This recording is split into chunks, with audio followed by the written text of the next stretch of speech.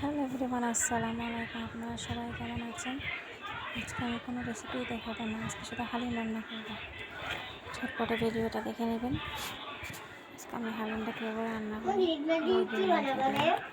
অনেকদিন পর হালিম রান্না ট্রাই করলাম। এই যে ভিজিয়ে রেখেছি গরম পানিতে, প্রায় আধা ঘন্টার মতো ভিজিয়ে রাখছি। এরপর সবগুলো কেটে কেটে নিয়ে নিলাম। একটু এখন চুলা বসিয়ে দেবো। পুরো ভিডিওটা দেখে দেবেন, পারলে একটা লাইক কমেন্ট শেয়ার করবেন। এই যে বড় বড় পিস মুরগির পিস নিলাম, বড় বড় টুকরা করে নিলাম আজকে। তার কাছে কেমন লাগছে কমেন্ট করে জানাবেন।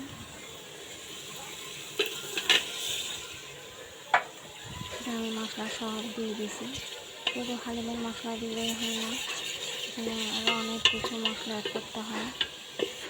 আমাদের এখানে আমি চিকেনের মশলা দিয়েছি, এরপর হচ্ছে পেঁয়াজ রসুন জিরা বাটা সব বাটা দিয়েছি, এখানে সব কিছু দিয়েছি। এরপর লাস্ট পর্যায়ে মশলাটাই দিয়ে দিব।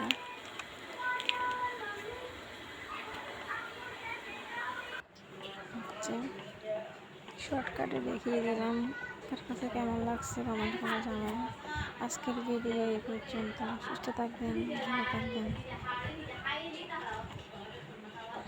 সবাই আমার জন্য একটু বেশি বেশি দোয়া করবেন। আল্লাহ হাফেজ, আসসালামু আলাইকুম।